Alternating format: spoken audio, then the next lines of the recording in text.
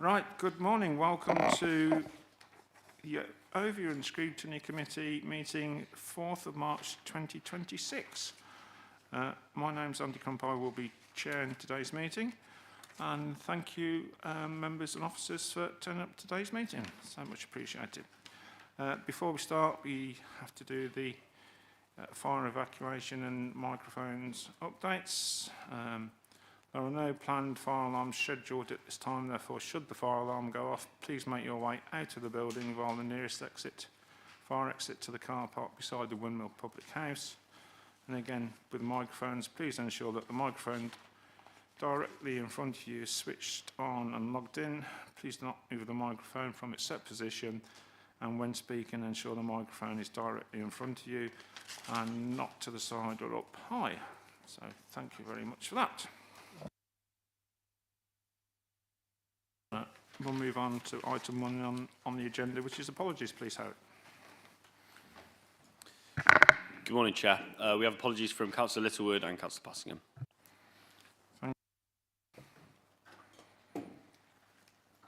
No substitutes. No substitutes, Chair. Yep, no. Thank you.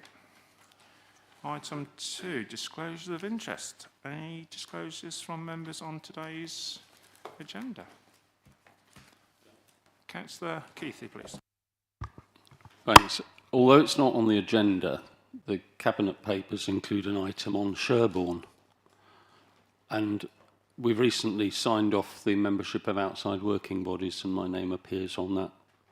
So I wanted just to disclose that. I hope you thought that wasn't rubbish. Very good. Councillor Keithley, I'm impressed. Joined the club. So I'm glad you agreed with Councillor Keithley. Wonderful pun there, Councillor Alcock. So well done, Councillor Keithley. Yeah, that's noted. Thank you. Any other disclosure of interest, or we'll move on quickly before...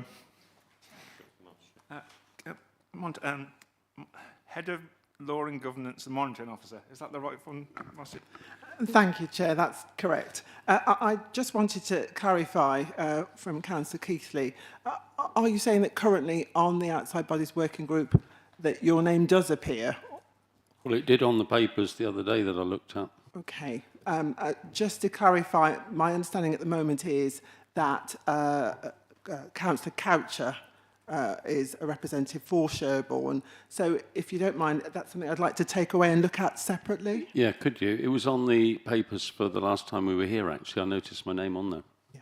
I'll take that away and look at it separately, just to clarify. Thank you. So it wasn't a rubbish suggestion at all.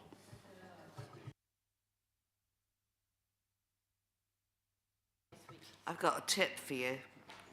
Oh, pack it in.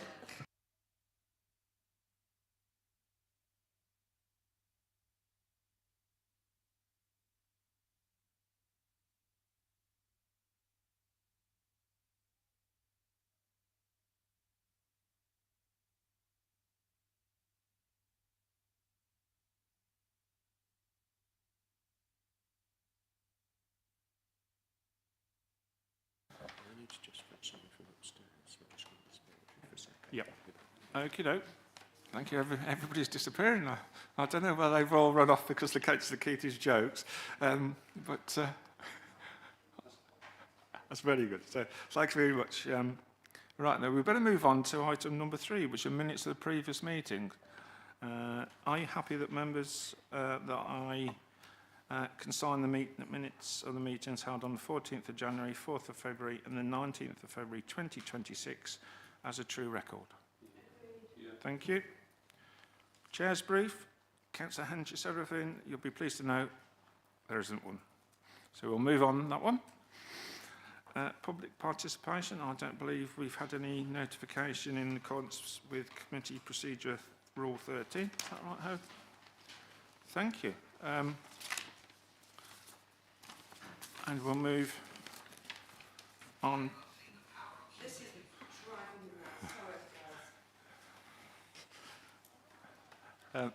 For anybody who's watching online, Councillor Rolfe has had to disappear. She's got some technical problems with her phone that keeps on going off, and so she's just left the meeting while she's trying to sort it out. Thank you. Number 6 item is the update on devolution and local government reorganisation, a standing item that we have. We've had quite a few updates. Mr Perks, would you like to give us a brief update on that, please? Thank you, Councillor Crump, and apologies for leaving the meeting. I was just getting the papers so as I can update you accurately on this item. In terms of local government reorganisation, the consultation is now live and available for comments on the central government website. If you put local government reorganisation in Warwickshire in, the consultation comes up. So we've done a little bit of promotion to make sure people are aware of that, and so that people can share their views, and they'll go into the government. That consultation runs until the latter part of March and is concluded before the election. So that's the next phase. The government will then consider the responses to the consultations, and at some point between then and July, we're expecting a decision on which of the 2 unitary proposals they prefer, and a timeline for implementing those. Presumably 1st of April 2028 is the date we're working to at the moment. So that's an update on that aspect. The other thing that's probably worth updating you on is we've received a further consultation from government relating to consultation on spatial development strategy and foundation strategic authorities that seeks to progress the effectively the mayoral areas that will govern the country. The consultation includes a plan showing the areas that are already sort of partnered up, and the areas in grey which are yet to sort of have a foundation strategic authority assigned to it, including Warwickshire.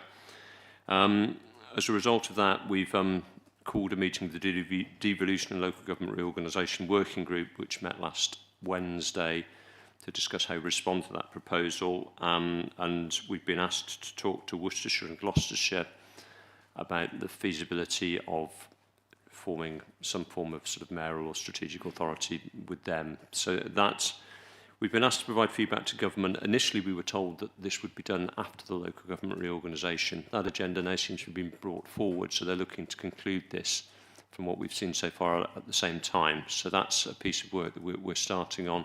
As I say, we took a steer from the working group last week, and David Buckland is sort of leading on the communication on that, and sort of fixing up the meetings with the various parties so as we can sort of advance those proposals. But I thought it was worth updating the committee on that so she know what's going on. Other than that, I don't think I've got much else to update you on, but happy to answer any questions. Councillor Rice, you just speak. Councillor Keithley. Thank you. Thank you, Tony. You said we were asked. I wondered by whom? By the government or by Gloucester and Worcester? Sorry, I missed the second option there.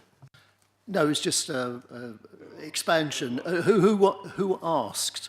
Was it Gloucester and Worcester, or was it the government? Oh, Gloucester and Worcester, that was the bit I didn't hear. No, it was the government who approached us asking for that. I've got a letter from the Minister here somewhere, but I'm just looking for which one it was. But yes, here it is. It was... Not changed since then. Matthew Pennycock approached us. Follow-up, Yeah, and presumably, Tony, you assume, or you know, that Gloucester and Worcester have had the same letter.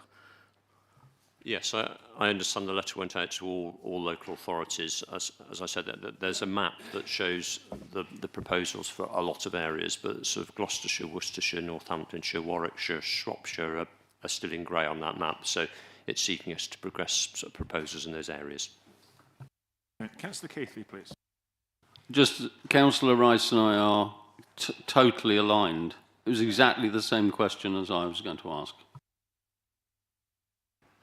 Councillor Wally-Huggins, please. Yes, can you explain, please, why we would go outside our own Warwickshire boundary in order to achieve this?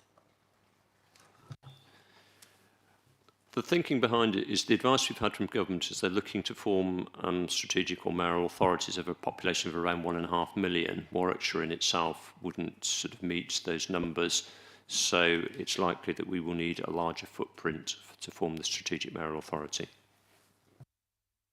Councillor Keithley, follow Well, up, please. I'm just wondering, Tony, would it be possible to have a copy of that letter? Is that would that be in the public domain or not? Yes, we've published it as part of the papers for the Devolution and Local Government Reorganisation Working Group, so it's in the public domain. So yes, we could arrange for that. That would be great, thanks. I think people would be interested in that. Yeah, I'd be interested about the timescale and the amount of resources needed to reply meaningfully to the consultation. Yes, the timescale is they would like responses by the 26th of March. Depending on the detail of that response will depend on the resource we need to deploy to it. I haven't really got an answer for that specific point here today. It's just like I say, it's just another job that you hadn't originally anticipated, and you're having to try and tinker with resources. Juggle resources is the phrase. I was looking forward to meet that requirement. Councillor Rice, please. As a matter of interest, Tony, given the time it's taken for us to get here with local government reorganisation, 26th of March sounds pretty tight to me if there haven't already been some discussions with Gloucestershire and Worcestershire. I would agree with you, Councillor Rice. I think it is quite a challenging deadline, and it'll be interesting to see what level of detail we're able to provide by it. I would be very surprised if we could submit a fully worked up proposal by that deadline, but maybe we could give an indication of potential directions of travel. I think that's how we're looking to handle it.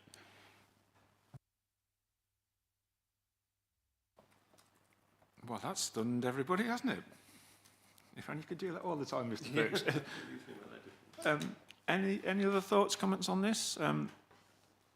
No, I think that was very helpful, and like I say, I think the committee notes the ambitious timescale, which potentially limits the amount of detail you can put in the response and how meaningful that will make it. Yeah, and again, it's just note, and I think we tell our residents what we're up against in terms of consultation and pressure and workload. So, but that's been very helpful, Mr. Perks. Thank you very much. Right, number 8. No, it's not. It's number 7. You were meant to come in and say, Councillor Crump, you got the wrong number there, but obviously you'd spotted my deliberate mistake. We'd like to talk about the update on task and finish groups. The task and finish group, privately managed public open spaces, flood alleviation schemes and estate roads. Councillor Johnston, will you be able to come and do that, please? Thank you. The title is about as long as what I'm going to say, but we've had 2 very useful meetings in February. Consultation at one with residents groups and at the second with parish councils. And I think a good deal of useful ideas have come out of that. We've got 2 meetings scheduled for March when we'll be concentrating on our final report and the recommendations, with our intention of coming to the next meeting of this group with our final report for onward transmission to the Cabinet and the Council. Like I say, obviously I was at that meeting. I found the attendance of the clerks and the representatives from the Towns and Parish Council was very helpful. Two of them from mine, the clerks from Stockton Parish Council and Southam, and Mr. Robinson, a long-serving clerk from Stockton who worked, has got a lot of experience in local government. Certainly told it as it was, and it was quite well. That's how it should be. Wouldn't quite use some of the terms he used, but it was. I think it was very helpful, and I think appreciated by the members who were at the meeting. Anybody else want to come in on that one? No. Again, if Councillor Johnson, if you could feedback as much information as you can, and obviously there's the government work that's going on as well, isn't there, at the same time as well. Do you want to come in on that? Any thoughts on that? Well, I'm hoping to have a conversation with Mr. Allison afterwards. I think we can populate. The response has already been drafted, thankfully, by Mr. Perks, with comments which from the work of the working group. There doesn't seem to be a mention of parish councils in this process, whereas in this district, it was fairly clear from the representative who came from the parishes that they saw the parish as the important deliverer of particularly public open space, rather than the district. That may not be true in Nuneaton or other places, but it seemed to be important to us. You're correct. Obviously, Nuneaton doesn't have parish councils, but from what I gathered, when I was at the meeting, I think what the towns and parishes were saying is that the residents trusted the towns and parishes to maintain the public open space in the way that they would approve, and they felt they were the preferred guardian of that space than anybody else. Would you agree with that, Councillor Johnson? Would. I mean, they see themselves as more responsive, local, and they're already doing that kind of work in other, many parishes are already doing that kind of work locally. And again, I think, this is my last comment on this, and I do think that residents felt they could approach the towns and parishes with democratic representation, whereas other people responsible for those public open space weren't quite as available or accessible as the towns and parishes. So I think they had their frustration at times about that lack of access. So I think that, again, that was another reason to support towns and parishes in their taking over those areas. Right then, thank you. I think we've got some salient points out of that. So I think that's really helpful. We'll now talk on item number 8, the minutes from the Housing Delivery Advisory Group. Note the minutes of the meetings held on 12th of December 25 and 23rd of January 26, which are on pages 21 to 32. Councillor Rice, please. You're doing well today. Well done, sir. Thank you. I suppose I should declare an interest in that I sit on the Housing Delivery Advisory Group. And maybe because of that fact, I'm now about to be telling tales out of school. But I would be interested to know, and I haven't checked this, so I really don't know the answer. There are 2 sets of minutes of this group, and I assume the minutes we have are those for public consumption, not those that are sent to members of the group. So I'm interested to know why, whether we should really be scrutinising the full set of minutes, not the expurgated versions. And I'm also curious to know why, when there was a meeting in February, we haven't got the minutes of that meeting, because it was a little while ago now. And thirdly, I'd be interested to know how we're getting along with appointing Graham Nelson's successor as the officer in charge of restoring the 5-year housing land supply. Thank you, Councillor Rice. It is always good to have somebody in the meeting, in the room, who was actually at those meetings. There are lots of 3 valid questions that I think I'll pass over to the Head of Law and Governance and the Monitoring Officer, please.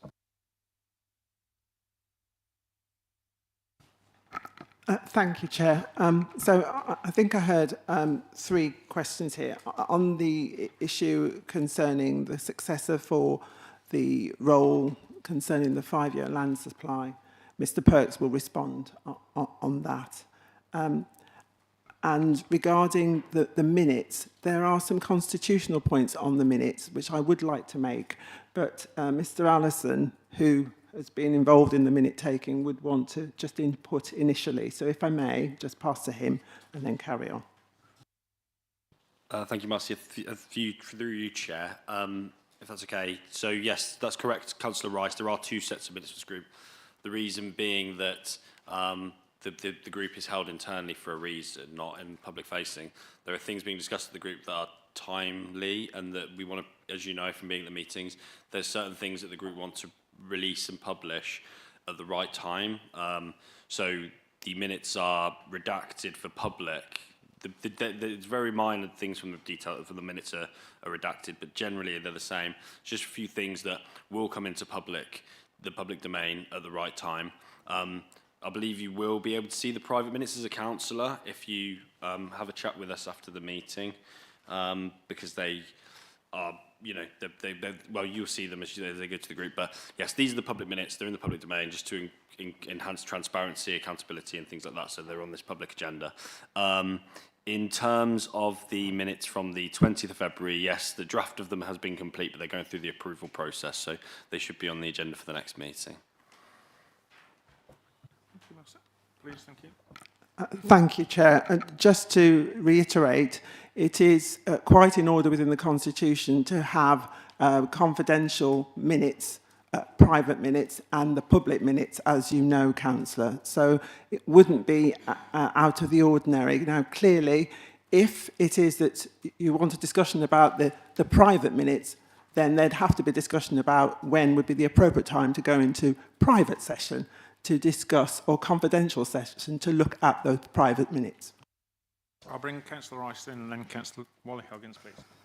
Given the importance of restoring the 5-year housing land supply, and perhaps given the importance of this committee, I do wonder whether that shouldn't be the case, that we do go into a private session on this subject. It's just a thought. It's a fundamental question as to the role of this committee and its importance. I fully understand what you said, Howard, and I completely agree with you. It's really a fundamental question about what is this committee for? You mean this committee, Councillor Rice, or the other one? No. Yeah. I will bring the officers back in. Oh, I've stuck on the camera. That was an improvement, perhaps. I do take your point that as a scrutiny committee, we should be looking at all the information available as councillors. And if we do need to speak about things, and we can go into the confidential part or find some way of dealing with that in a confidential way. Because if we don't know what's in there, we can't decide whether to go into confidential or not. That, I think, is that your point you were trying to make? Well, no, actually, that's another one. Oh. So I'll bring the officers in, and then I'll bring Councillor Wally-Huggins in, please. Thanks again, Chair. I'm just looking at the terms of reference which relate on this group, the working group. And it does say, and I'm just reading from it, in order to enable full and frank discussions, meetings of the group will be in private, although notes of each meeting will be considered by the Cabinet as part of their formal agenda. Meetings are expected to be held monthly. The issue is, in terms of wanting to have a meaningful debate about whatever the minutes are, whether in private or public, whether today is the day to do that without sufficient notice and the right people in the room as well. Do you want to come back in? I will bring you in shortly, Councillor Wally-Huggins. I know you're waiting patiently. We'll just Thank you, Marcia. Yes, but going forward, we could now give some notice going forward that that's what we're going to do. Yeah, Mr. Perks, please. Yeah, I think Councillor Rice, to pick up the second point of question, which I don't think we addressed, which is the role of the Scrutiny Committee. I think it's difficult to define scrutiny precisely, but as a scrutiny committee, I think your job is to ensure that this work is being carried out by the appropriate committees of the council, rather than to replicate the work of that committee. So there's perhaps a distinction there. So it's important that you have the notes to be aware that we are progressing the 5-year housing land supply with your able assistance on this committee. But whether we'd need the sort of the chapter and verse sort of in everything there, I'm happy to sort of debate that with you sort of following the meeting, if that would be useful. Also, I think Councillor Rice was trying to be a critical friend as part of the process, rather than being critical. Is that fair? Yes, I mean, because I could be accused of shooting myself in the foot here, couldn't I, given that I'm a member of that group? Yeah. I've got Councillor Wally-Huggins next, and then Councillor Johnson, please. I'm fairly stunned to learn that we have an abridged version of the minutes, to be honest. You wouldn't have expected me to say anything else. It is not beyond the wit of man to realise that we often get blue papers here, which we look at confidentially, because let us not forget, this is another advisory group that is taking up office time. It's got a very specific reason for being there, and a very serious one at that affects all of our residents in some way. So I will say this, I'm really disappointed. I'm also disappointed that you've got allegedly a cross-party group that really is Lib Dems apart from one member of the Conservative group. That is not really cross-party, is it? That's just lip service. But I think that in order to have meaningful and proper oversight of what's going on here, that we absolutely should have sight of the minutes, as we're banned from entering the secret domain of these meetings, and surely we should be seeing the minutes themselves. And I'm looking at this. We've got Councillor Coucher here, we've got Councillor Junard here, and we've got Councillor Rice here. So we've got, and Councillor Coles was here just a moment ago, so we've got 3 out of the 5 people that were on here. So yeah, we could actually discuss the secret minutes today. Thank you. Do you want to come in again, please? I was going to say, I'll bring you in again if you want to speak on that, or shall I bring Councillor Johnston and then you respond at the end? Councillor Johnston, please. I just want to say I agree with Councillor Rice's proposal that if we're here to scrutinise what's going on, we should scrutinise what is going on and not an abridged version. I've got a question really on the minutes themselves. I don't know whether you want to do that now. It's on page 30, and it's the reference to neighbourhood development plans. It's about the 5th paragraph down, and on engagement with local councils. I'm just wondering whether this has been made absolutely clear to parish councils that their neighbourhood plan is probably out of date simply because of the 5-year land supply, and encouraging people to get set up to review their neighbourhood plans in good time when the details of the South Warwickshire local plan are made clear. I think that's a fair. We can give that feedback to Cabinet. I think that's fair, a fair and reasonable question, and it will for them to decide or for them to answer.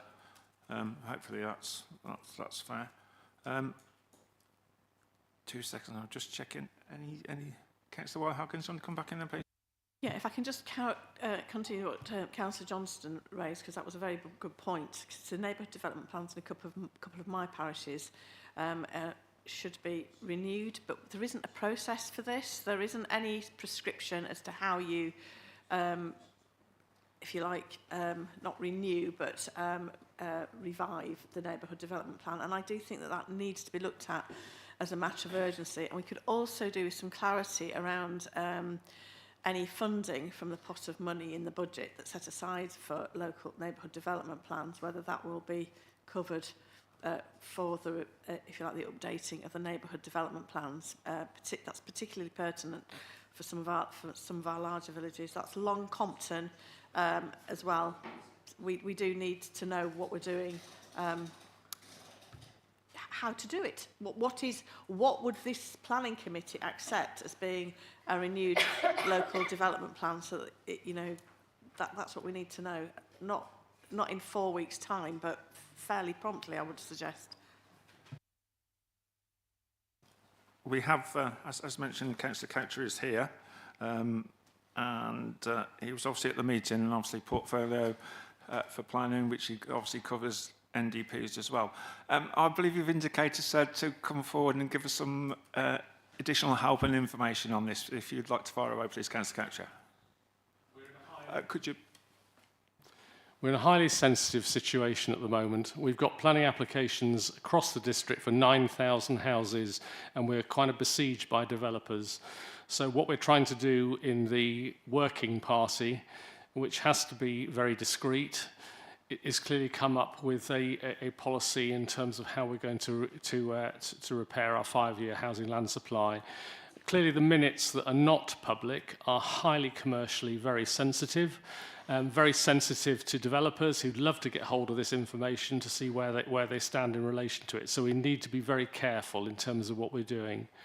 The Working Party has approved a policy document going forward, which is currently out. It's a public document, everyone can see it, and it's out for consultation at this point in time. And indeed, my parish council at Wellesbourne spent a long time last night going through it, and we'll be making some representations in relation to that, and that's open to every single member to be able to there. So I think this Working Party has been extremely transparent. In relation to neighbourhood plans, clearly the council is fully aware that we've put money in the budget for that, and we will be coming forward with advice to authorities, to parish and town councils about how they revise their neighbourhood plans. But clearly we are dependent to some degree on the progress of the South Warwickshire local plan, which is absolutely crucial for that, because until you get the context of how much development there might be in your area, neighbourhood plans will be we could waste a lot of effort there for not an awful lot. So I think there is an open and transparent process here altogether going forward, and I hope you won't in any way fetter what that Working Party is doing, because we need to move very swiftly. We're under enormous pressure as a local authority. Can I bring my head along, please? And thanks again, Chair. Just wanted to restate what is allowed within the Constitution. There aren't secret minutes. It is public or private minutes. And the private minutes would obviously take into account what might be those commercial sensitivities that Councillor Coucher might be referring to. So there is nothing that is being less than transparent about the process. As was also said by Mr. Allison, that at the right time, once agreed with Councillor Coucher, who leads the group, there would be a wider discussion and an update, clearly. But now is not that time. Thank you for that. There's one thing, perhaps, if we did, and I'm going to be guided by the committee on what course of action we want to take on this. The only thing I would like to mention is that if we did go into more detail on these minutes, it would require, I believe, some officer attendance. So therefore, to make the debate or the scrutiny meaningful, so therefore we would need to give those officers some notice. So that's just a point to consider. But I am completely open to being guided by the committee on what course of action they would like to take on these minutes. So if anybody wants to start the debate on this, I'm happy to bring them in there. Mr. Keithy, thank you. Yeah, thanks very much. Well, you know I sit on the planning committee as well, don't you? I think I might have seen you once or twice. I'd endorse exactly what portfolio holder Councillor Coucher has said. I think there's some good minutes here. We understand that the process is transparent.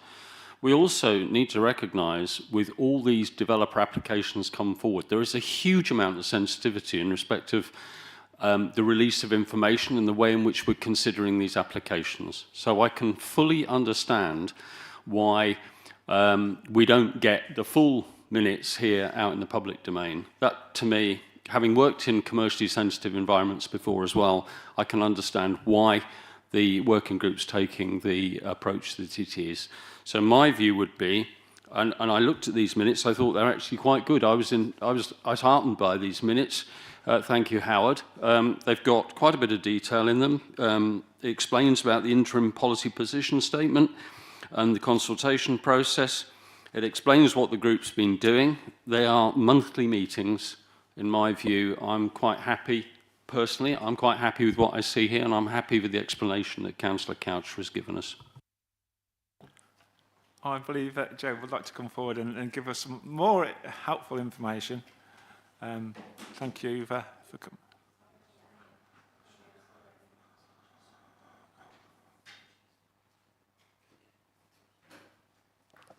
Hi, thank you, Chair. Yeah, I just thought I'd mention that it is on the forward plan for Cabinet to bring forward a report in April on an update on the housing supply work and the work of the of the working group. So there will be a much more detailed in an April Cabinet report on all the work that's going on, so that will help kind of disseminate more information in April.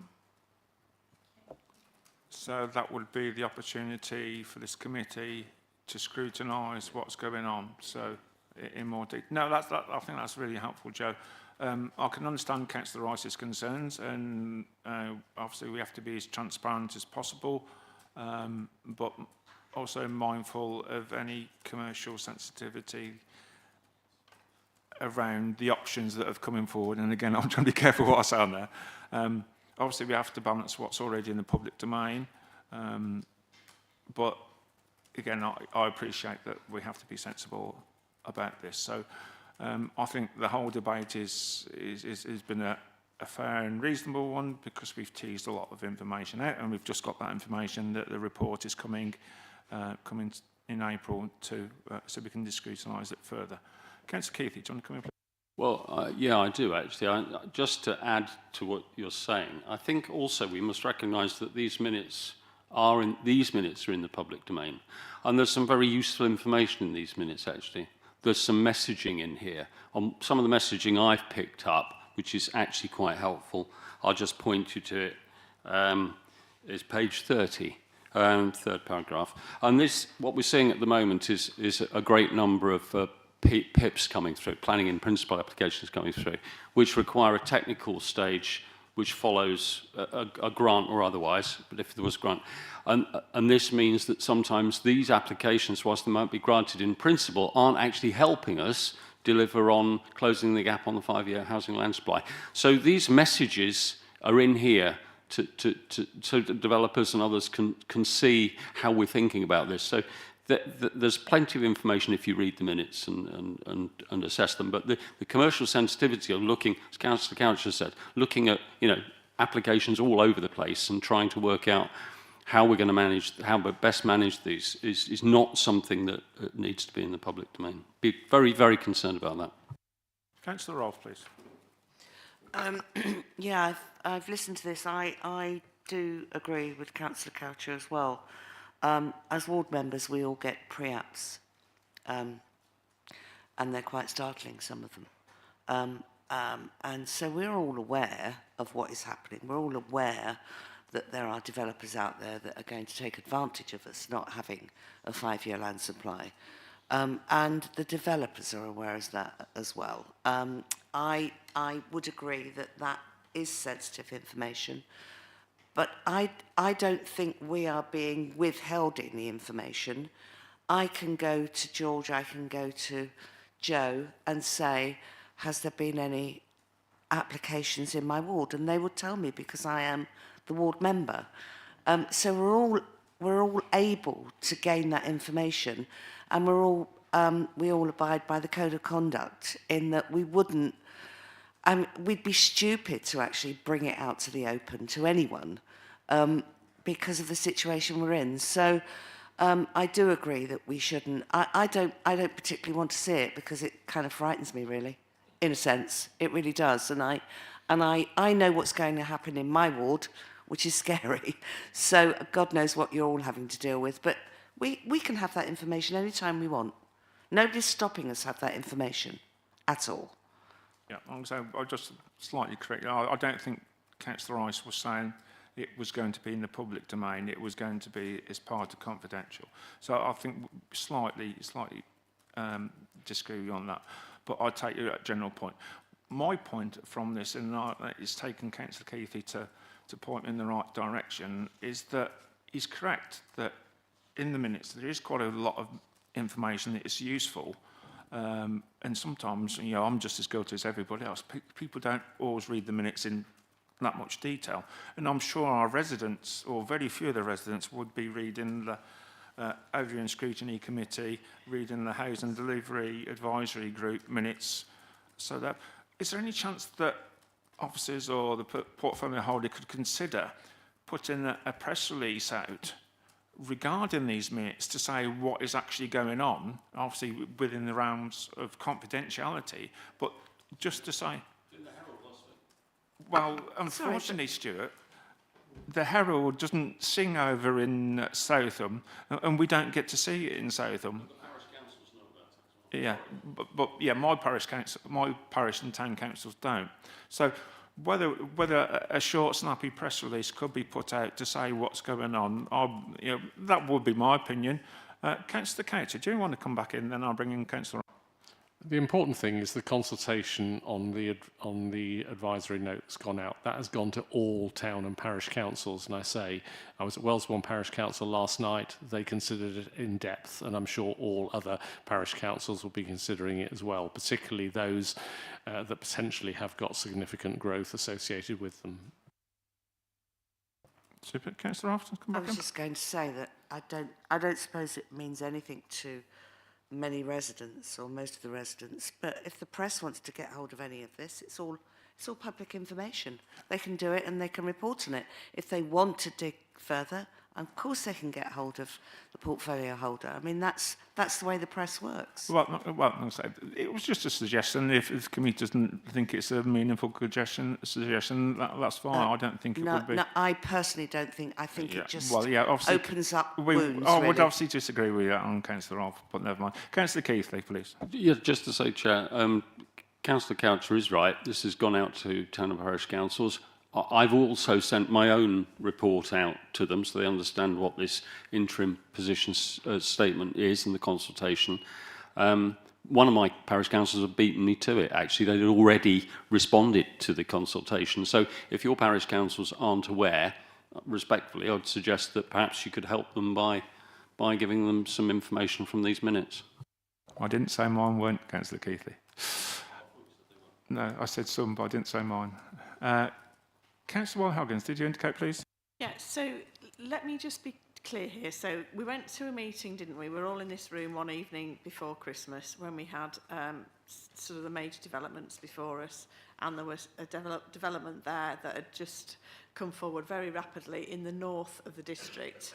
And again, we're all sworn to secrecy about the location of that. Does that parish council now know the scale of that development, or are we just in the process now of keeping bigger and bigger secrets, really? I am worried about transparency. I understand about the commercial sensitivity. I'm not dim, but it is, we have got development sites coming forward. I can't even say the word in this meeting of the site. But I don't think this paints a very good picture. And Reform UK are actually really concerned that residents are still not aware that this potential development is coming forward very rapidly and will have a massive impact. Thank you. Councillor Couch, do you want to come in, please? We're in great danger of conflating two quite separate work streams that are ongoing at the moment. One is clearly in relation to the South Warwickshire local plan, which you as councillors got a confidential a briefing about. That clearly is going through a process at the moment where we are crystallising those proposals, and we have said that by May this year we will be coming forward with those proposals. They will then go out for consultation. In an ideal world, if we were working with a more rational government that was really genuinely willing to be plan-led, frankly, we would not have opened the floodgates for development. So what has happened here is that because of the standard number of housing has been changed overnight, all of a sudden our 5-year housing land supply has diminished, and we are put in this position here whereby we are going through our local plan process. That will become apparent as in clearer fashion, as I say, in May. But we can't hang around waiting for that, because that plan will not probably be finally approved until late in 27, once a public inquiry has been held in relation to it. Although it may have some weight as it gathers moss, and Joe can say much more about that. The 5-year housing land supply working party is dealing with our immediate crisis that we have at the moment, whereby we clearly do not have to create enough houses to meet the requirements. And as we found with our planning appeal at Borden Hill, we are up against a planning inspectorate who frankly will take decisions basically purely on that absence of a five-year housing land supply, regardless of environmental, flooding, any other constraint there might be on development. That's our worst case scenario. So the reason for the working party, we're working very hard to see how we can repair our five-year housing land supply as quickly as possible. We will have to grant, and this is where obviously working closely with the planning committee and Stuart Keithley's leadership, we will have to grant additional planning consents, but we need to do that in a rational way. Hence the advisory note that we've put out, which will be very important in terms of our consideration of those planning applications. So we are working as fast as we possibly can. As Joe said, we'll be giving a full update in April. The priority at the moment is making sure that we've got that policy base behind decision making, and we're not making decisions on a totally irrational basis, which would be not to our benefit. Thank you, Councillor. I know it's I'm going to say the analogy of moving the goalpost has been brought forward. You know, sometimes we could say that even move the pitch. There was one point you mentioned at the start, and I think it's quite pertinent for any residents who are looking in, about conflating the two issues of five-year housing and land supply and the South Warwickshire local plan. There are some links, between the two.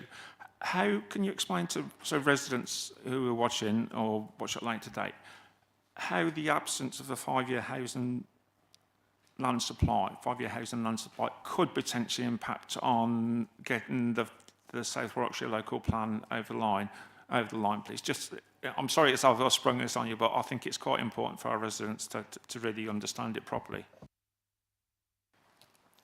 As I've already said, in a more rational arrangement, we would be plan-led, and so therefore we would be currently determining all planning applications in relation to the core strategy. The core strategy, as we have at the moment, does not make adequate provision for the new standard number which the government brought in overnight in December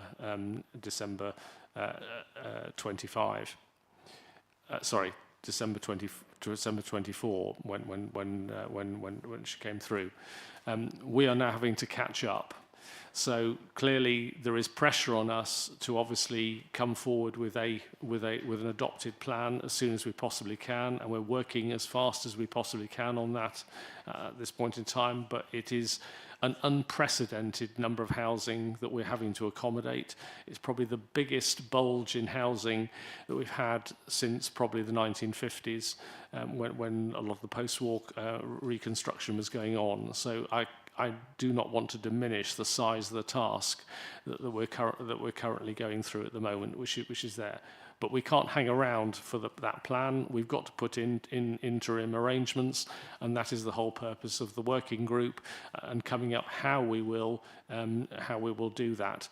As I've said, we must make sure that is not done on an irrational basis. Clearly, we're taking into account what is emerging within the South Warwickshire local plan, and that will be one of the considerations that I'm sure we'll be considering, and that's in the advisory note that's come out. But clearly we want to have full feedback from town and parish councils about that, so that we ensure that is a widely accepted note and not something which we as a district council are just imposing on everybody.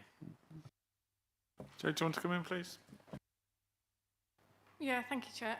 Just to add, so in terms of the South Warwickshire local plan, we will have to have a robust five-year, be able to demonstrate robustly a five-year housing land supply to, excuse me, to enable the examiner to agree the plan. So it's a fundamental aspect of any examination to the plan. So the more that we can do in the lead up to an examination will give an examiner more confidence that we have a robust five-year housing land supply in the South Warwickshire local plan.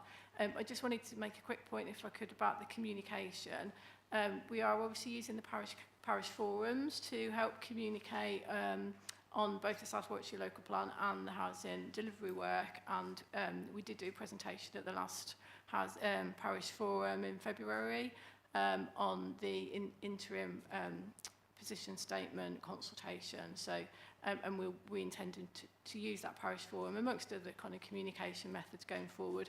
Obviously with the South Warwickshire local plan, as we have done, as we lead up to, as we've led up to other consultations, we will be doing kind of member briefings and parish council briefings as we head up to the start of that consultation, so that people are kept informed, and also there's clarity between these two different work streams, and making sure that people kind of understand what's going on. I appreciate it is complex. Brilliant. Thank you for that. I think that's very helpful. Any other questions on this? Councillor Keithley, please. Well, only quickly, just in response to what Joe said, that, you know, we know that we're coming up to Reg 19, so we're preparing the plan for Reg 19 probably during May. That's a busy time for holidays. So the earlier we get those dates in for briefings, Joe, the better. That's all I would say. Yeah, I think that's helpful. Thank you. I've got two officers who'd like to come in on my left-hand side. Well, at least one anyway. Thank you. Yes, some time ago, it seems now, Councillor Rice asked the third part of his question, which is what's happening about the replacement of Graham Nelson. We've given that job to Graham Nelson to do. He's been provided with a number of CVs, so we are looking to sort of fill that point, probably with a contractor fairly quickly. So we've got that in hand. Yeah. Councillor Waller-Huggins, please. Yes, nobody's answered my query about the alleged cross-party nature of this group. Thank you.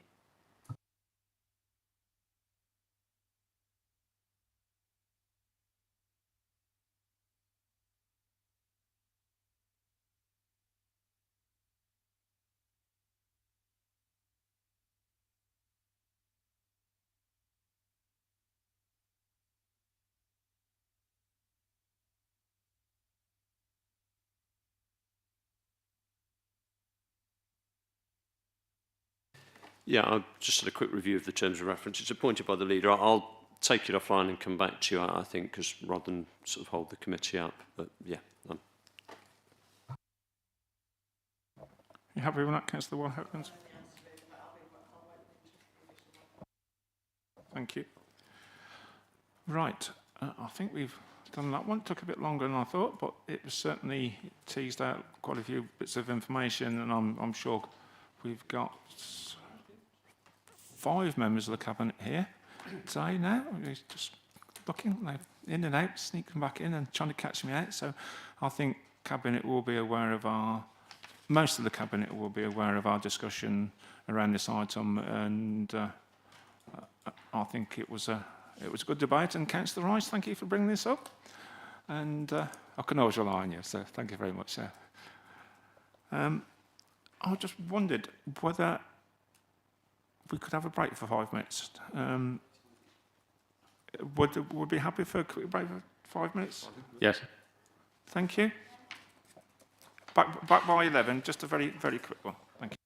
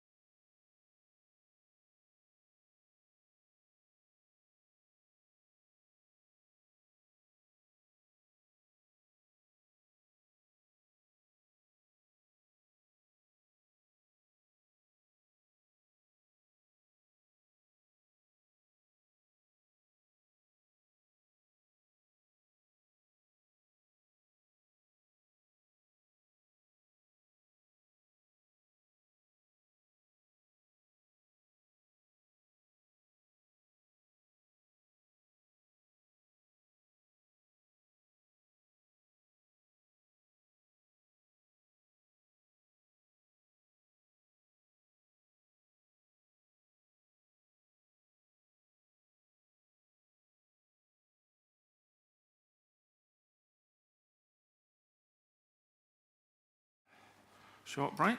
Hopefully normal service will be resumed as soon as possible. We'll now move on to item 9, which is the Cabinet meeting for the 9th of March. Councillor Rice, I believe you wanted to just come in on this one, please start off with. Thank you, Chair. Yes, having read the Cabinet papers, I should like to put the Sherborne Recycling shareholder agreement paper into the agenda, if I may, please, because I have a few questions about its content and the possible consequences of decisions made. Councillor Alcott, please. Yeah, can I second that? I would also like to see it brought onto this committee to scrutinise, please. Yeah, members happy with that? Right, I will bring the head of law and governance, please, on this one. Thank you. Thank you, Chair. Obviously, it's a matter for yourself, Chair's discretion, if you decide that's what you want to do. In terms of this particular item, when it is to be called, and I don't know when you've decided when you'll call it, but in terms of when you do, if there are any declarations of interest, we need to hear them. Mr. Perks, please. Could I declare an interest, as I'm the chairman of the board of directors at Sherborne Recycling, on behalf of the district council? So I wear sort of two hats in this context. So I'd like the member to be... We're happy to listen to the questions, but I have to be clear as to in which role I'm responding, should I respond in anything, and I'll try and make that clear before I say things, but it's slightly complicated that I'm acting for both the council and the company as the district council's representative as director on it. I'll declare an interest as well that I'm a member of the Sherborne working shareholder panel. Thank you for that. Councillor Keithy, behave, please. So I'll need to declare an interest on that as well. Thank you. Can I get the officer to explain what that panel does? Yeah, because you can do it far better than I can, and I'm passing the book here. Thank you. So, as you all know, councillors, Sherborne is a council-owned company. We are one partner with various other councils. In terms of governance, good governance, the expectation is that the Cabinet represent the shareholders, which is you, the council. So they have selected a panel that will hear immediate representations from the company about any items which the company must refer back to the council on. So, for instance, if they wanted to change the structure of the company, I'm using that as a very general example, it would have to come to, for instance, the shareholder panel, and that shareholder panel has representatives from the Cabinet group on who will hear about the performance of the company and hear about any proposed potential changes. Now, where there are substantial changes, then, of course, those reports would then either have to go to Cabinet so that you can fully scrutinise, hence the report that you're now aware of, or full council if, for instance, there were going to be budgetary changes. But that, in a nutshell, is what the shareholder panel does. They are meant to be the immediate representative on behalf of the council to deal with the company on those items which the council must be notified about. Hope that helps. Yep. We'll come to that when we debate. We'll come to that when we debate the item. I'm proposing just to go give the officers a little bit more time, and also we've got two other items. I'm proposing, as we've got officers here for the local development scheme and Q3 performance monitoring report, we still do those in that order and then go to the Sherborne. The first one is the local development scheme, and we've got Joe, the policy manager, here again, as if by magic. Joe, do you want to just give us a brief outline of what we should be really looking at and the basis of this report? Thank you. Okay, thank you, Chair. So, yeah, thank you. This is an update to the Council's Local Development Scheme, or LDS, as it's commonly called. It basically is a document, sorry, can you hear me okay? It's a document that we are required to have, every council has to have one, and it sets out the main planning documents and the timetable for those, production of those. The current LDS is from March 2025, and so this is an update to that version, so it's about 12 months old now. There were three main updates to the document, just to run through. One is the revised South Warwickshire Local Plan timetable, which was endorsed by the Joint Cabinet Committee. As you'll be aware, because it's a joint local plan, we've got a Joint Cabinet Committee make decisions on the local plan. So they approved the slightly revised timetable, I think it was the 18th of December. So that timetable that was approved is now reflected in our LDS. Essentially, just to summarise that timetable, it pushed the Reg 19 consultation back from January, February to June, July, but the rest of the timetable, so we asked that the intention to submit the plan for submission by December is the same, and they're on in. It was just it was a delay to the Regulation 19 consultation. So that's one change. The second change is that we've introduced a timetable schedule for reviewing the community infrastructure levy. You'll be aware that we've currently operate a community infrastructure levy, which I think was adopted in 2018 following the adoption of the core strategy. Obviously, now to support the new local plan, we need to review the SIL charges, obviously land values and construction costs, etc., have changed, so we need to update the evidence base. And so the intention is that that timetable, we will be consulting on a draft charging schedule in the autumn, and then following through that with the examination that has to go through independent examination as well with the local plan, so that when we adopt the local plan, we'll have a new SIL charging schedule to support it. So that's the second change. And then the third change is to withdraw the site allocations plan.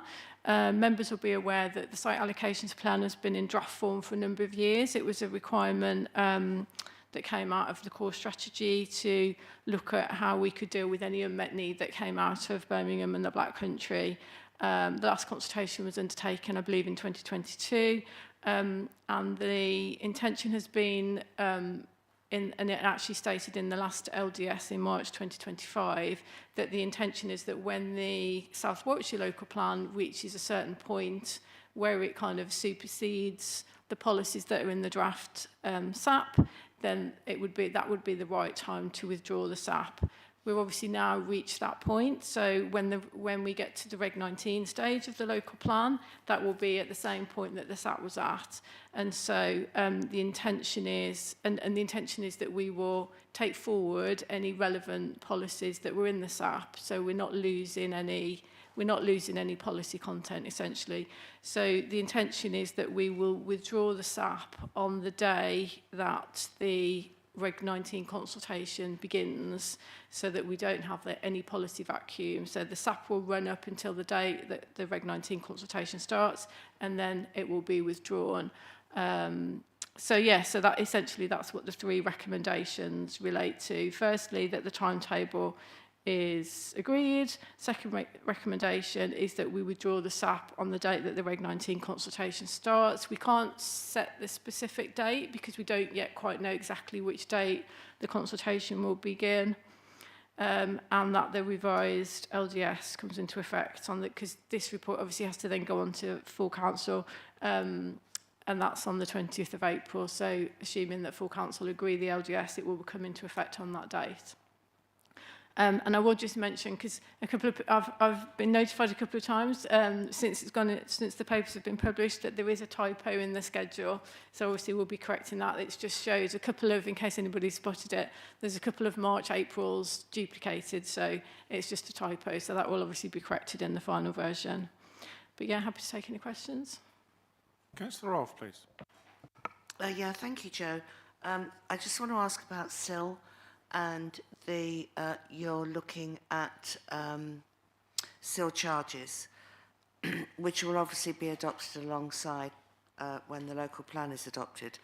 But currently, obviously, local parishes and town councils get 25% if they have an adopted neighbourhood development plan. will that still be the case, or what will happen if we haven't, if local parishes have not updated their development plan? Will they go back to getting the lower percentage? Because that, I mean, that's quite crucial actually for all our parishes, and because obviously, you know, Stratford Town Council is a good example. I mean, it took 9 years. You know, we don't want to have to wait several years before we get up to getting 25% if it's still that proportion. Thank you.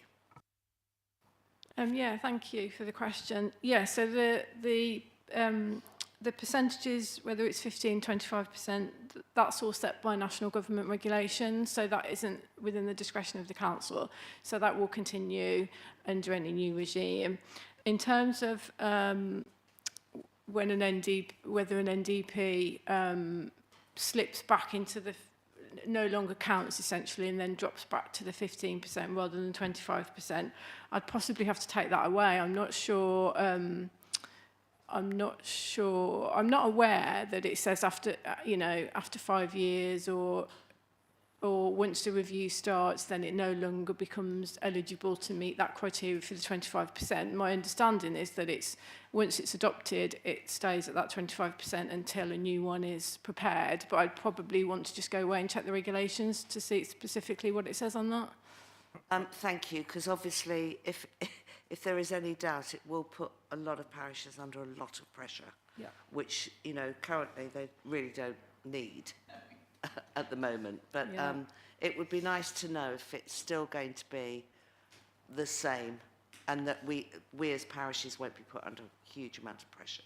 Thank you. So I think that's a pertinent point, Councillor Rolfe. We can do it in our feedback to Cabinet and also put it in the minutes from this meeting as well. So we get there, it's a public record. Right then, who else has got some questions?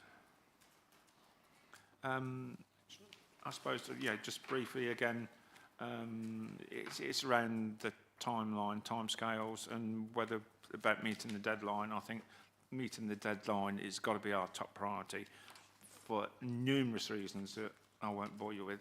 But I do think that I think we've suggested that on the work plan that we receive some updates on a regular basis here to see how we, the confidence of meeting the deadline, because it's so pivotal to the well-being of the council. So I think, just some reassurance, and have we got contingencies, what resources are being put in, and that's basically it really, Joe, if you could give some explanation about those. In terms of meeting the timetable, yes, that's, we are putting more resources in, and members will be aware that John Careford has taken on the role as the head of the South Warwickshire local plan, given that our team leader Stephen Strait left the council last week, or left the councils. He was a joint post. And we are focusing as much resource as we have possible within the team, and I'm sure Warwick would say the same, to get this Regulation 19 ready for consultation in June. All the officers understand the pressure and the need to do that, and we are focusing as much as we can to make that happen. Councillor Wally-Huggins, please. Yes, for the purpose of members of the public watching this, can you outline, please, what would be the consequences if we didn't get this submitted by December 2026, please? Yeah, thank you for the question. So you might be aware that the government is introducing a new plan-making system, and so if we don't submit the plan under the current system, or what the government are now calling the legacy system, by December, they're essentially saying that we would be required, or any council would be required to prepare a plan under the new plan-making system. So they haven't set out all the regulations and all the guidance as to what that new system exactly looks like yet, other than that we know it's a 30-month system, and it's significantly less public consultation, But essentially, we would be starting back at the start again. We would have to go back to the beginning and start preparing our new plan through this new plan-making system that the government are in the process of setting out the regulations and introduce them. Follow up, yeah.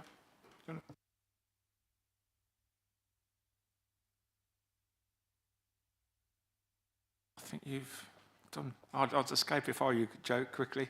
I know you're extremely busy, and thank you for attending and give us clear, concise answers and supplementing Councillor Couch's answers as well. I think between the two yourselves, it's good to see an officer point of view and a politician's point of view to come up with a really well-rounded, complete answer. So thank you very much for that. The next item, and again we've got another guest speaker, Simon. How are you today? The next item is the Q3 Performance Monitoring Report. Obviously a regular attendee and a regular item on the agenda. Simon, do you want to give us a brief run through and then hopefully there'll be some questions that are about to come through. So thank you very much. Thank you, Chair. Yes, this is the Q3 report as at the 31st of December 2025. So for the council plan actions that were reported at the end of Q3, 5 of the council plan actions were achieved to the target date. 1 action was not achieved, and that was around Evesham Place. 5 further actions due at the end of Q4 were also achieved in advance of their target.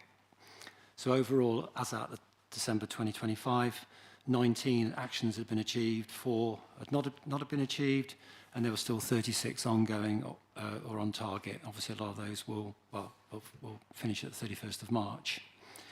And regarding the KPIs, key performance indicators, there are 25 indicators that we monitor on a quarterly basis. Please note that one of those indicators was incorrectly marked down as achieved when it was not achieved, so it will be corrected in the minutes, leaving us with 15 indicators reaching their target at the end of Q3, 10 hadn't reached their target or were off target, and the reasons for that are shown in the appendix 2, and it's really basically open to the floor for any further comments, please. Thank you. Thank you for that, Simon. It's very, very helpful. Members, who wants to come in on this one to start off with? Councillor Hawcott, well done, thank you. What a star you are. Oh, yes, twinkle, twinkle. Here I am. I've just got a couple of... Hi, Simon, by the way. I've got a couple of queries when it says things are ongoing and that haven't been achieved. Or rather, not achieved yet is probably the better way to word it. So, with the member development, I'm on page 67, members. Member development working group that works with all members to ensure the annual training plan for members is achieved as timescale. Because that is ongoing, I'm guessing that means that some members haven't reached their annual training hours at this point in time, which is why it's ongoing and not achieved. Is that the correct way to look at that, please? Thank you. Thank you, Councillor Hawcott, and thank you, Chair. So as my understanding is, and I've sat down with the portfolio holder on this, the expectation is that there are certain hours to be achieved by the end of the reporting period, which is to the end of, let's say, March.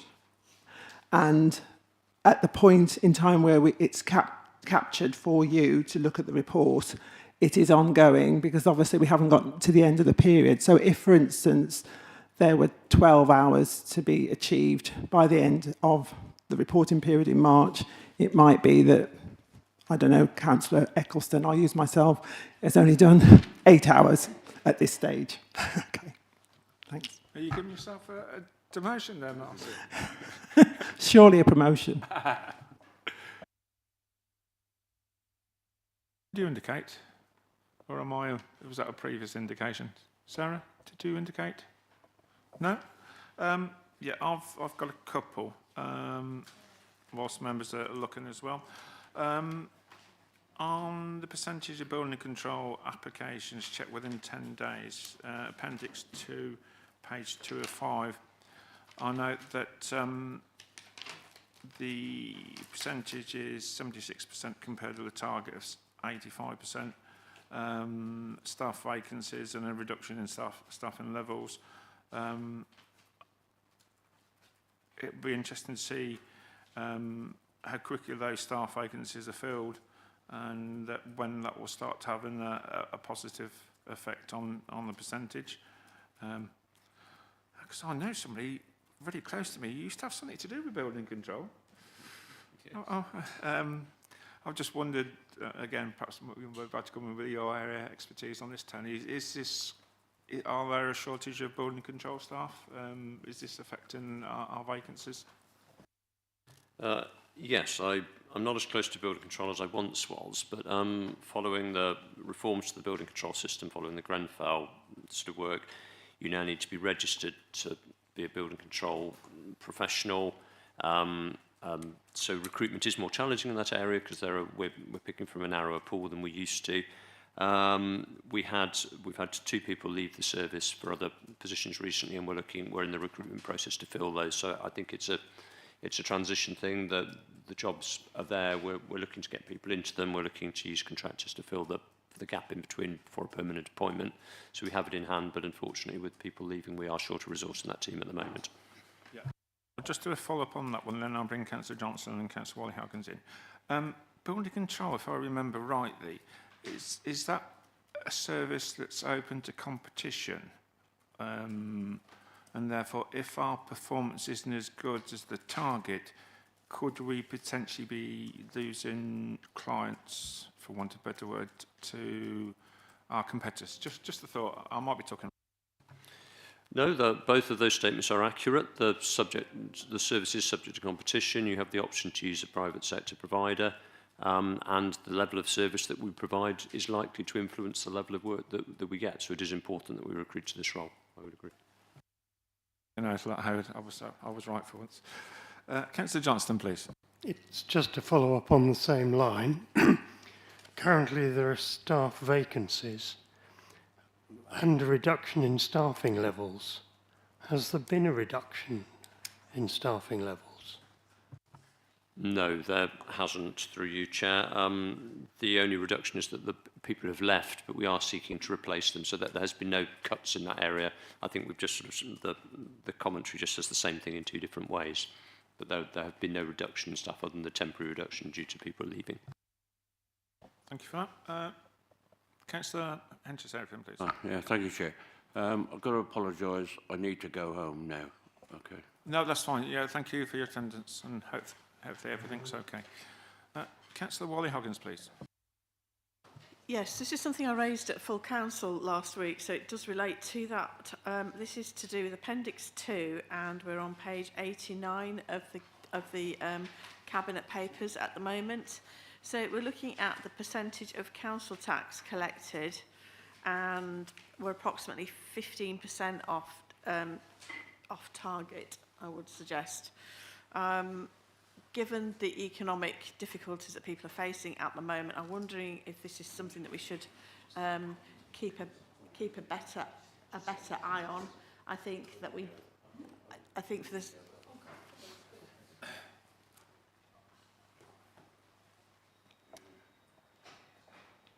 Yeah. I think for the sake of our residents, we need to be on the front foot with this, and I mean that in a supportive way, because what I'm concerned about is, with the increased costs of council tax, is that people be just spiralling into debt. We all know what's going to be happening with fuel bills later on this year, and I'm concerned, and I understand and I appreciate the fact that people can now pay the council tax in a 12-month cycle, and I bring this to the fore as in a compassionate way that I think we do need to keep an eye on this.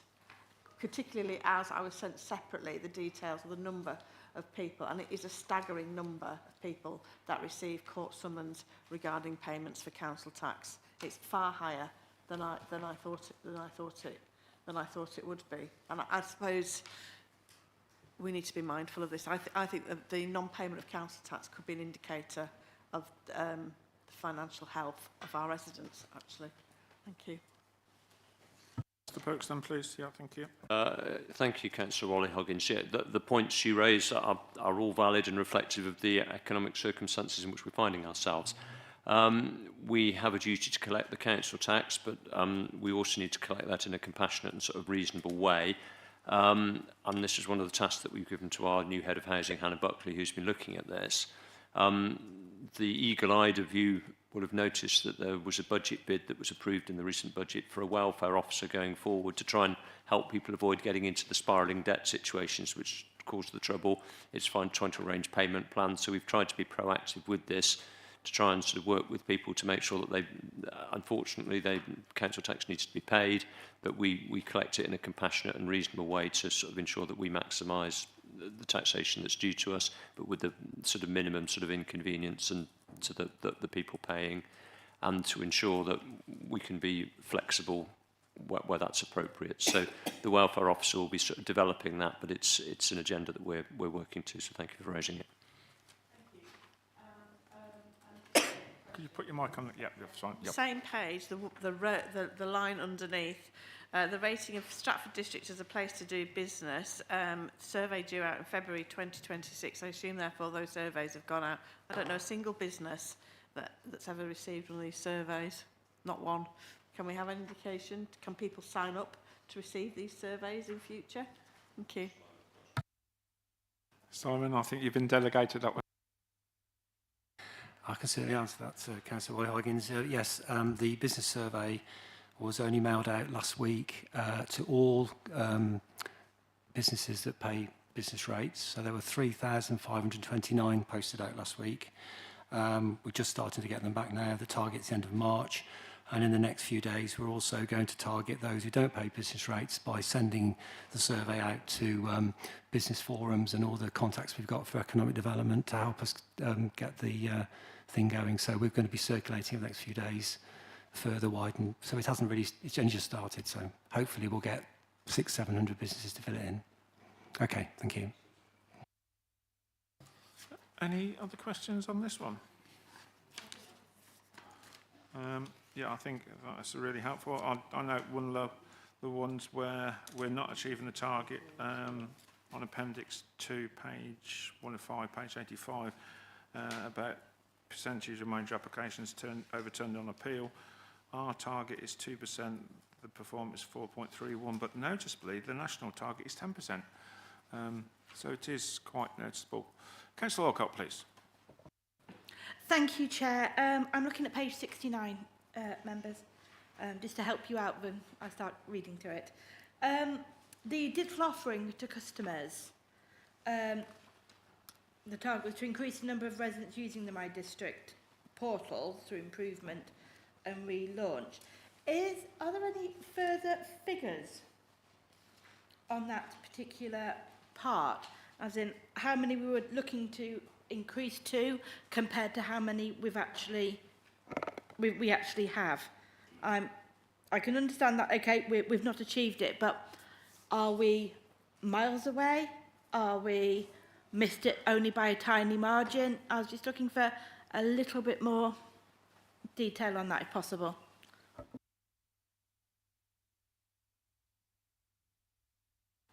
Sorry, that falls in with Hannah Buckley's portfolio. From what I can tell you what I know, which isn't a massive amount of detail, we're at the behest of a software supplier who there's been a delay in the product that we were looking to roll out.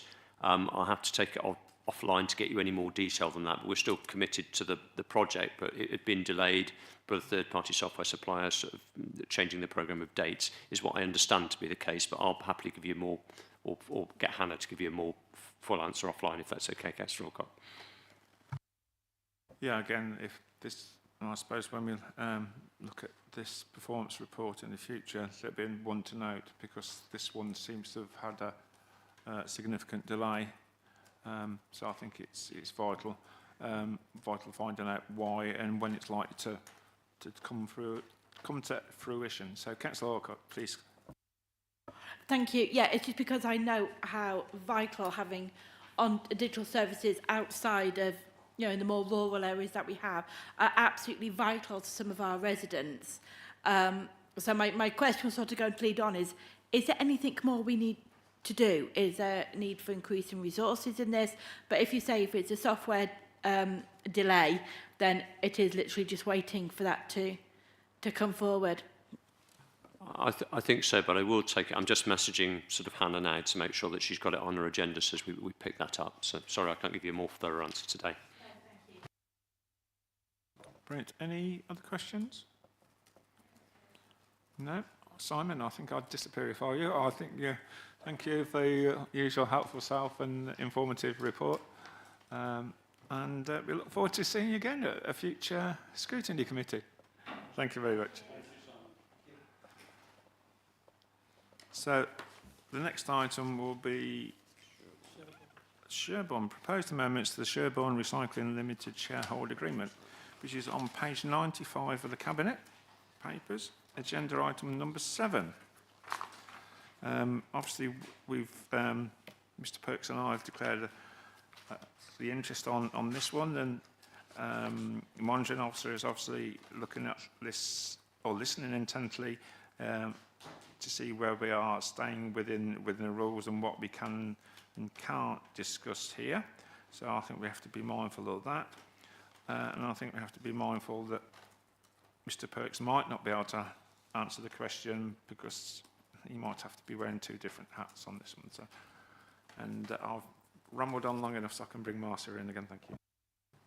Just to say that portfolio holder for law and governance and also for finance and also the leader are the shareholder panel sat at the back, if there are any questions. Brilliant. Thank you for that. That's very helpful. Councillor Rice, please can you open the baton on this one? Thank you, Chair. I have to say, at the start of my comments and questions, that this paper begs far more questions than it answers. And it's certainly interesting if one reads between the lines. Possibly because 8 separate councils have to agree this change. My understanding is the change essentially is moving Sherborne Recycling Limited into a more commercial sphere when it comes to its governance. It's moving towards becoming if you like, a fully fledged commercial company, with the election of a non-executive chairman and, looking forward, non-executive directors. Meanwhile, the interesting structure that the company has at the moment is that the different council representatives on the board of directors have more power, as I understand it, voting power, according to how much money each of the different councils has put into the facility or into the company. What this paper doesn't tell you is what those percentages are. But one of my fears, and it is mentioned in passing in the paper, is that as a result of local government reorganisation, 5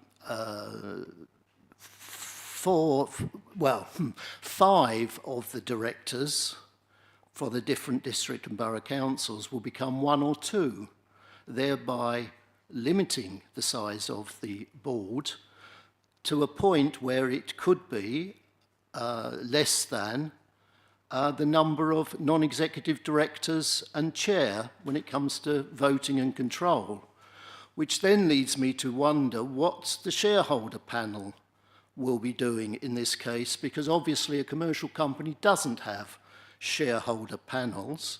Now, the shareholder panel is representatives, elected representatives of the different council, far fewer councils. But I do wonder what their power and role will be moving forward if the main board of directors, which comprises potentially more non-executives than executives, executive being council representatives, should decide to move the company in a direction that perhaps the councils don't particularly like. And finally, the other thing that strikes me, which is not even addressed in the report, is what exactly will the councils be looking for in their new non-executive chair? Are we talking about jobs for the boys here, or are we talking about somebody who knows about recycling and actually running a fairly major commercial operation? And I think I'll leave it there for the moment. I'll bring in Mr. Perks on that one, thank you. Thank you, Councillor. I think it's probably best I respond on behalf of the company in my role as that, because I think that will be able to explain the context of the background of the paper and what's coming forward today and how the company was established and what's set up. I may revert to another role later, but just as for context, that's what I'm going to talk about. When Sherborne was established, there was a shareholder agreement drawn up between sort of the 8 sort of partner councils, and the investments into the company and the shareholders of the company were based on the tonnage of material that was delivered. So the larger delivering councils, which probably Coventry and some of the Mets were the largest, own the largest shareholding, and the smaller boroughs, which North Warwick is the smallest, own the smallest shareholding. Stratford and Warwick are somewhere in the middle, to be perfectly honest. We own about roughly 12.5% of the company. And the shareholder agreement sets out a sort of hierarchy of decisions. There are decisions on day-to-day level which are made by the management team of the company, which comprises the managing director, finance director, operations director, and business development director. There are then they report into the board of directors, on which each council currently has a representative. I'm the representative from Stratford, and there would be parallel sort of representations from the other shareholders. We have a series of decisions that are slightly above day-to-day level, but below sort of strategic decisions. You then have a shareholder panel, which Councillor Coucher represents us on. And as a board of directors, we refer to the shareholder panel for more strategic decisions about the direction of company. This is all set out in the shareholder agreement where these delegations sit. And then ultimately, there are decisions that are reserved to the partner councils, which would be things like investing if we were to buy another business, or if we needed more capital, so a significant amount of capital to improve the plant. And one of the things that's reserved to the partner councils are changes to the shareholder agreement, which is why you have this report before you today. And if we were to change the shareholder agreement, we need the agreement of the full councils, or the cabinets in this instance actually. We need the agreement of the cabinets of the partner councils that we can make those changes. We've been running as a company for just coming up to 2 years now, operationally. The initial company was set up with a view to building and constructing the plant. We then moved into an operational phase, and we've now had just over 18 months to 2 years experience of sort of trading. And as part of that, we felt as directors it was appropriate to carry out a governance review, because we'd set the company up with a view to building the plant. We were now operating the plant, and we wanted to make sure that we had the right skills and the right means of governing the company going forward to maximise return to our shareholders. We appointed a company called Campbell Tickell, who carried out the governance review, and one of the things that they identified is we would benefit at this stage by the addition of an independent chair. It felt that the board of directors that we had at the moment, whilst we all had skills, and we have a mix of skills, we've got some sort of finance, some legal people, some waste people, some construction people on our board. What we don't have, with a view to growing the company and improving return to shareholders going forward, are the commercial skills that would allow us to develop the company. So it was suggested that we brought in an independent chair to take the company forward. And it also suggested that not at this stage, but at a later stage as the company develops, it might be useful to be able to have the ability to bring in other non-executive directors to bring in other skills to the board, particularly on the trading side, on the commercial side of things. The existing shareholder agreement didn't make provision for that to happen. It only allowed for directors of the board to come from the local authority constituent members, and there was no remuneration of directors. So that's the reason why the shareholder panel, that shareholder agreement would need amending if this is to be implemented. And hence the report before you today is to allow you to make those changes to reflect what your shareholder representatives have asked us to do as a board of directors and what the governance review suggested. So hopefully that's some context. In terms of the voting rights for significant matters in the company, matters that are shareholders, are determined by the percentage of the company that you own, and there's no proposal to change that. As part of the governance review, if we were to bring in an independent chair, sorry, I'm getting my words muddled, there was a debate about whether that independent chair should have a vote at the board, and we put this to the shareholder panel who felt that it should, so that they had influence on the company. And to achieve that, it was felt more expedient that each board director had one vote at the board, rather than voting on percentage terms, so otherwise somebody would have to give a percentage to give to the independent chair, and that was considered impractical. In practice, in the time that we've been working, we've never reverted to using those voting share sort of rights. We've always voted one member, one vote, and to be honest, our decisions have been unanimous throughout. And I've been the director of the board for the past 12 months, and I've always sought to get unanimity at the board.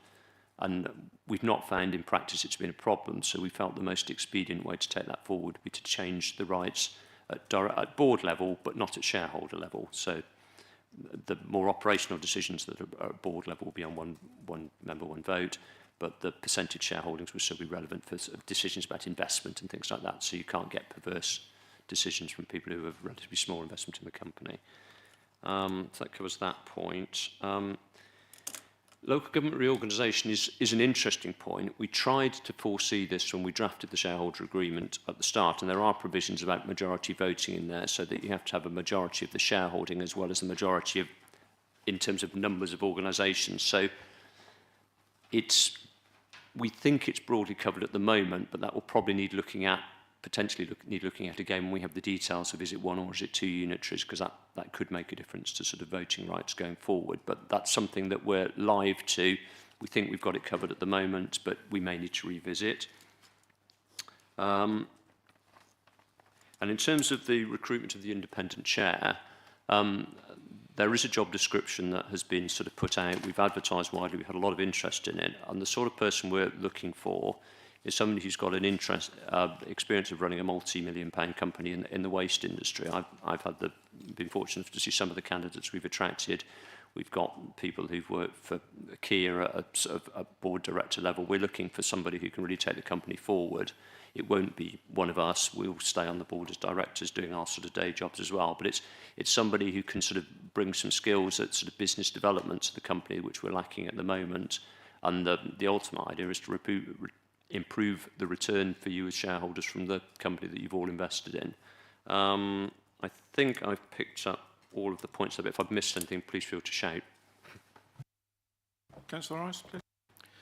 No, Tony, you have picked up everything. I suppose my only follow-up comment would be, I find it surprising that you're going to be making these changes now and not considering the implications of local government reorganisation until as and when. That seems to be a little inefficient at best and possibly a little bit dangerous at worst. I mean, I wonder, of the 5 district and borough councils, if you added their percentage shares together, how much that would be as a proportion of the total, which will then be vested in just 1 or possibly 2 board members.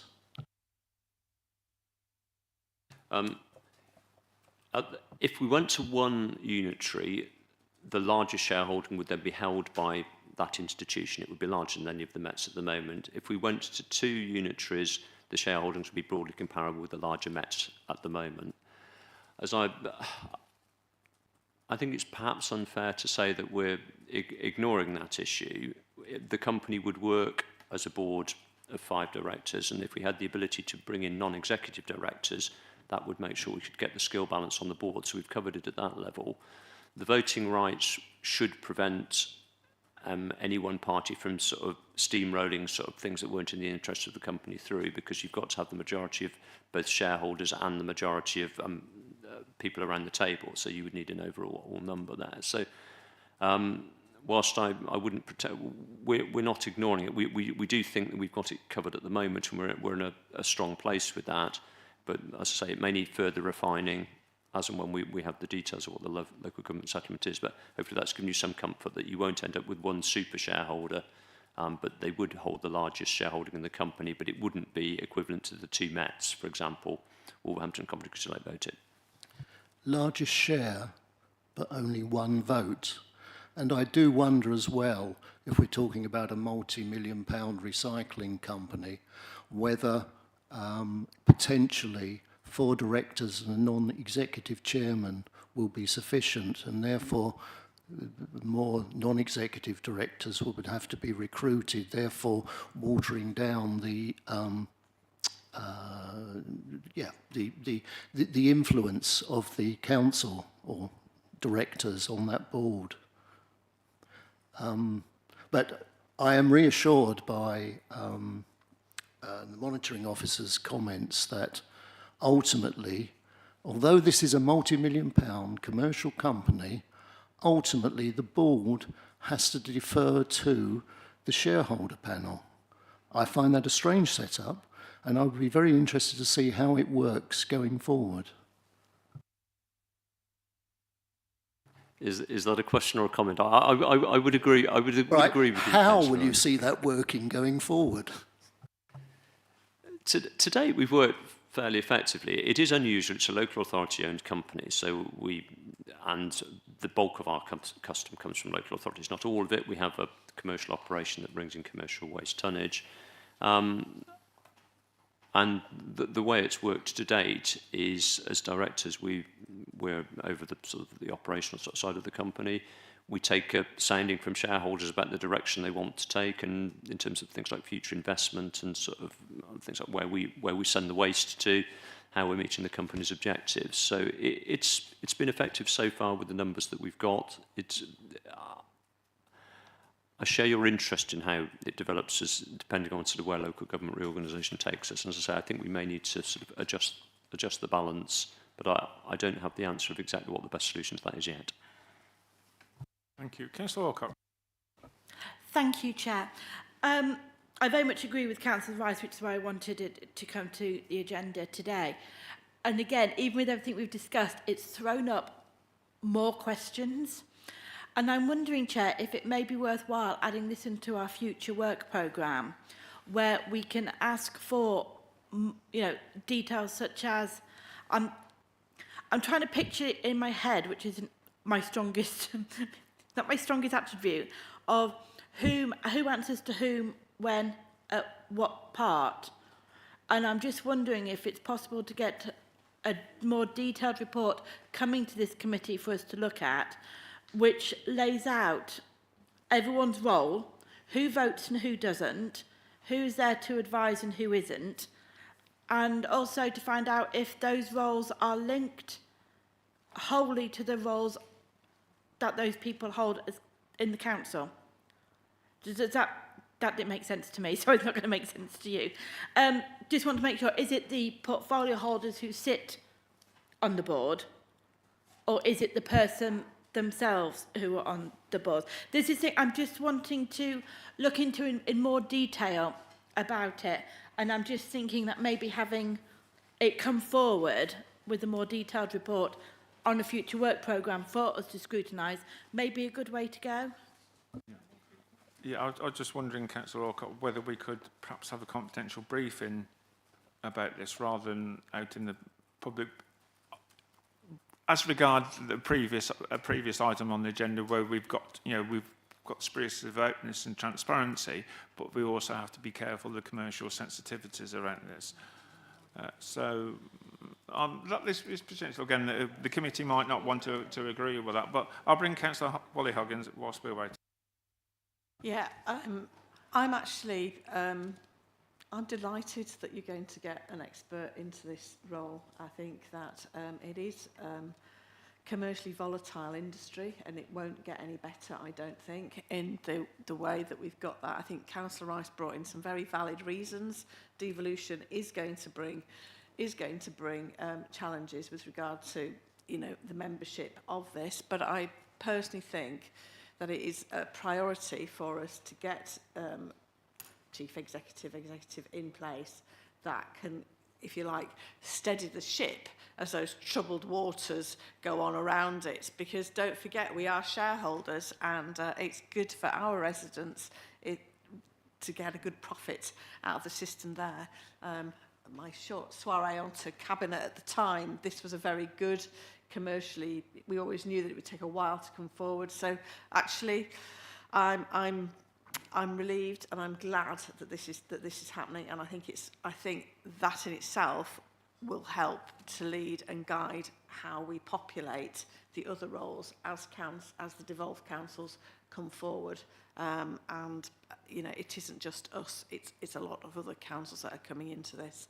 So actually, on a rare occasion, I'm actually going to thank the powers that be for actually having the foresight to bring this forward. Delaying is not an option with this, especially in the current economic climate.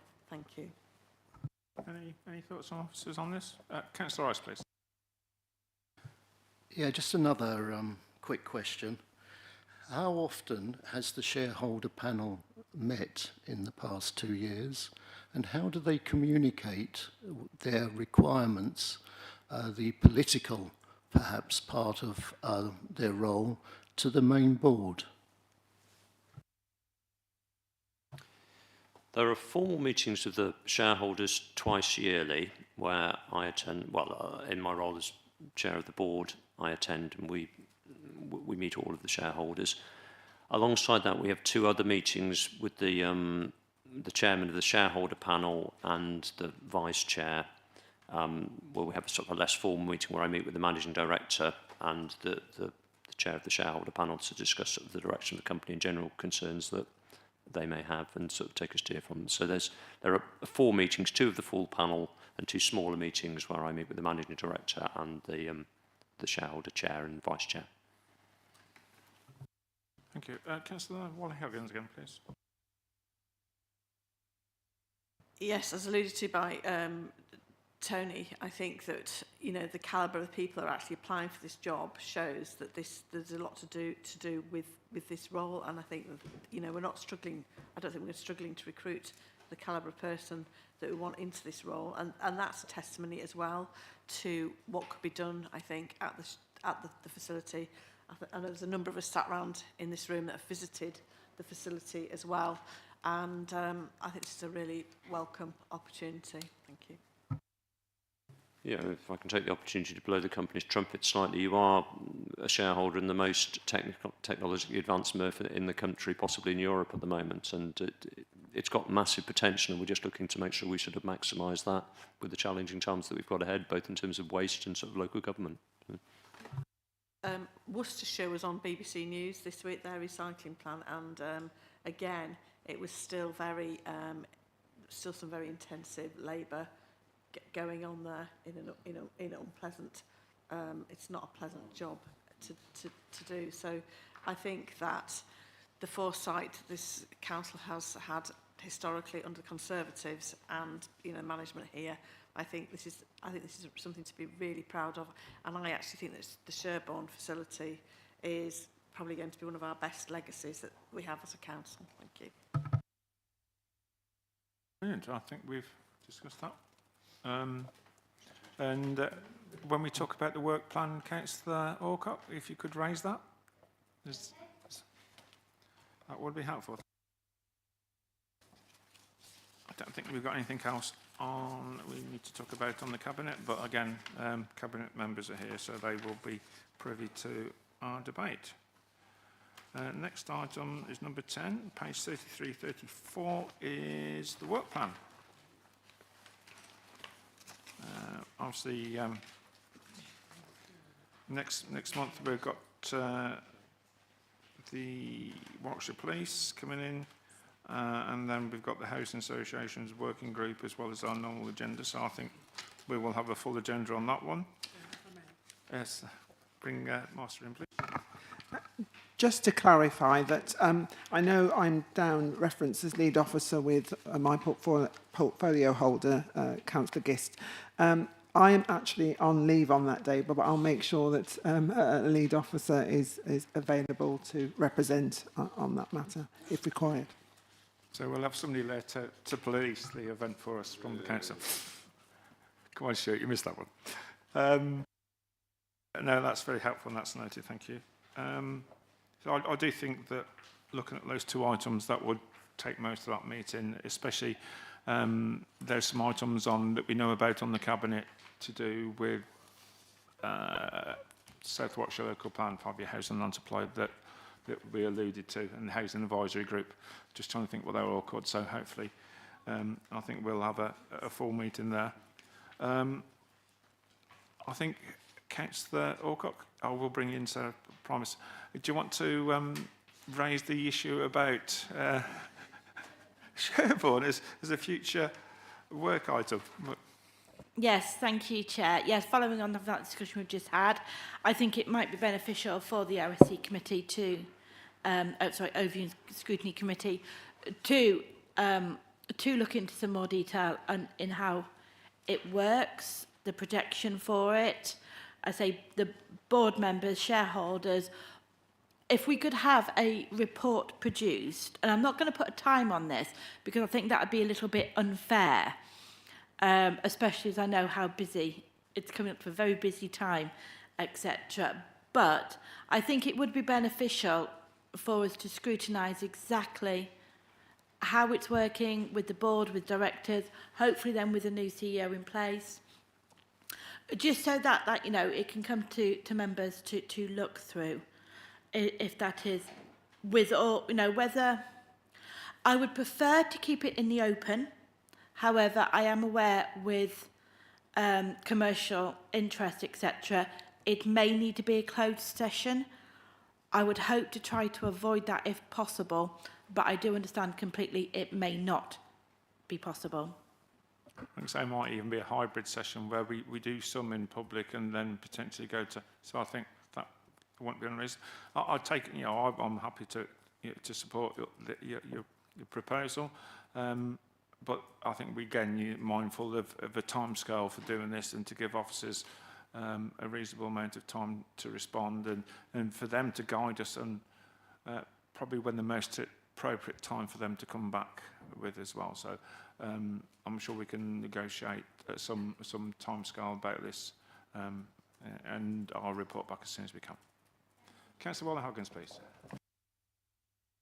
Did I send an email yesterday confirming that we wanted to have an extraordinary meeting to do with the Ellen Badger Hospital on the work programme?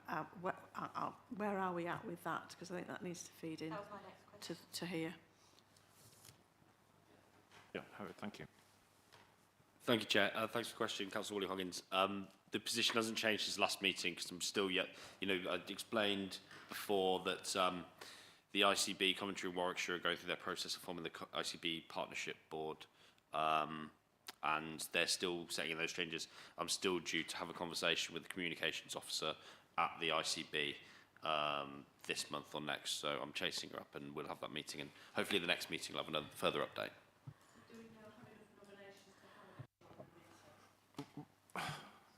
Yeah, I can say, again, I've got no problems with it, but I'm just mindful that we've got to get, if we require external people to come in, which I'm sure, I think that was the whole purpose of having the meeting, we need to ensure we get the right people here. There's no point having the meeting with the wrong people here. So that's just my caveat. Do you want to come back in and I'll bring Councillor? Yes, thank you, Chair. You reminded me, I do have a further update actually. Just so I need to meet with the ICB representative to confirm when the meeting's likely to happen, but the representatives from SWIFT that came previously have confirmed that they'd be happy to attend as well. So there just needs to be some negotiation there, but we're hoping to have, and it seems that we're going to have both bodies present at the meeting. Well done.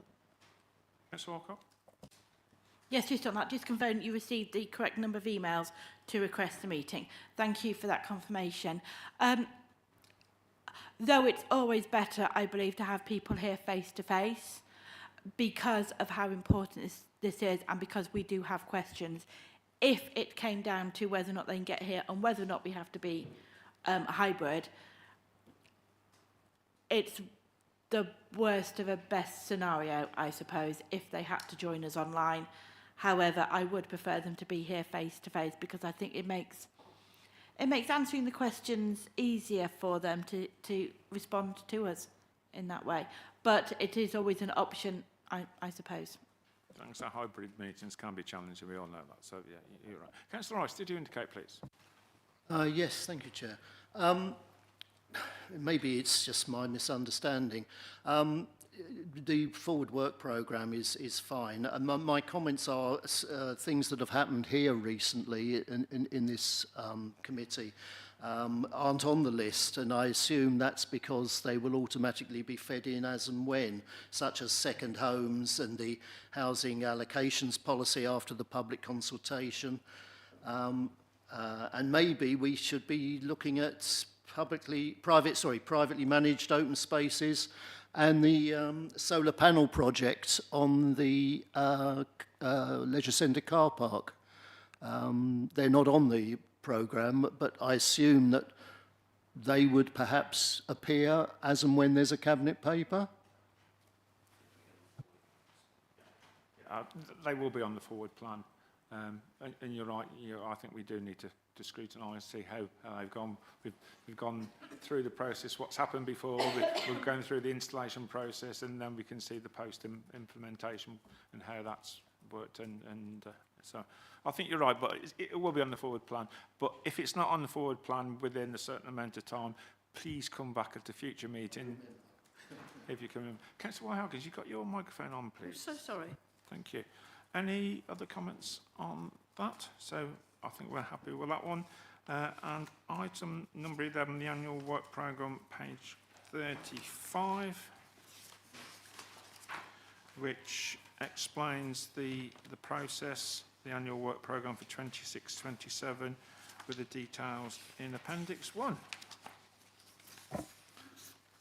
I think it's explained that the scoring behind them and the rationale behind it. I think, again, we've touched about them, that they are ones that always that we try to focus upon, and there is significant public interest in them.